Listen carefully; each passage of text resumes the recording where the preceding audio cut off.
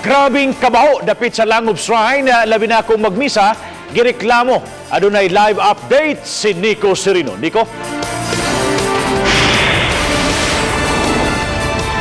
Yes ba, mga itag dispensa sa atong mga kapuso diha nga nanihapon o nagkaon ni mga orasa. Gumikan ni pagtumawod sa sab sa isyu kabahining grabing kabaho nga masinati dinhi sa Langob Shrine sa Barangay Kalunasan.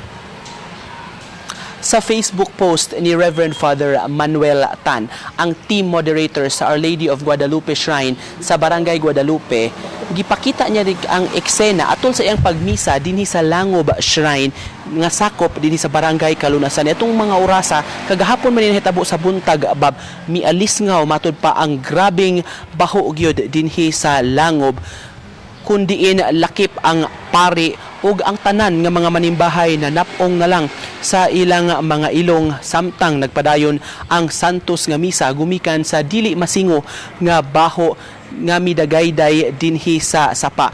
Na gitumbok nga hinungdan niini kining matud pa waste discharge gikan sa mga jail facilities nga nahimutang sa ibabaw nga bahin sa Barangay Kalunasan. Taud-taud na kining maong problema dinhi og karong bag-o subli na sab nga nabanhaw kining mga isyu gumikan sa matud pa padayon nga pagpanimaho nga masinati dinhi sa Langob Shrine. Atong gibisita karong hapon dinhi sa Langob Shrine o atong mabantayan nga matag karon og unya mualis nga gyud bab ang baho ning maong lugar. Hinuon dili kayo kini grabe matud sa madre nga in charge ni itandi ni adtong nagmisa kagahapon sa buntag si Father Tan dinhi sa shrine, kundiin nabalda gyud sa makadyot ang santos nga misa gumikan kay nag-iyahay naman lang og pagpanapong ang mga manimbahay ug mga pilgrims nga mitambong sa santos nga misa. Matod ni Sister Francis Alinsob, ang in charge dinhi, nang hinaot sila padayon nila nga giampo nga masolusyonan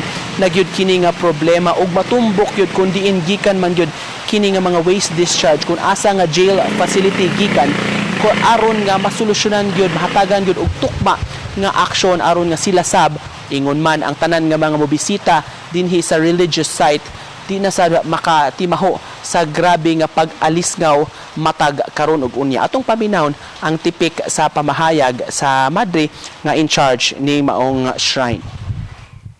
Basta kay hinuhunog ko sa padre pag misa kay wala man og makasuffocate na magkabaho ba. Grabe kaayo. May nagsuka gani. Nagidaan naman dito estudyante. Kuy ginoon sa naman ni grabe naman yung basta ingon na gusto. Grabe na maka-minister. O, saan naman nato?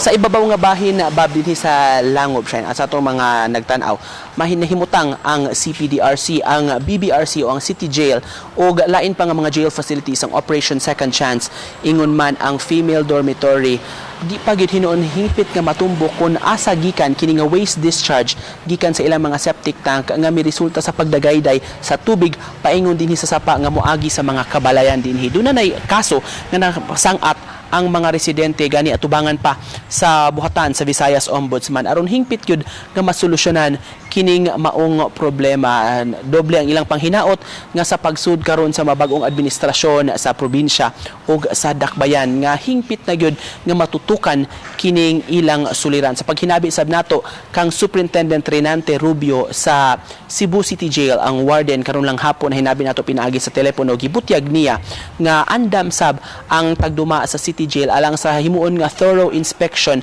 kabahin sa mga waste discharge sa ilang nga pasilidad apan confident siya nga dili sa ilahagikan ang maong problema kabahin sa mga waste nga gi-discharge o gihabwa gikan sa ilang pasilidad paingon sa kasapaan. Mao kanang latest bab gikan dinhi sa Langob Shrine sa Barangay Kalunasan. Thank you so much, Nico Serino, sa imong live report.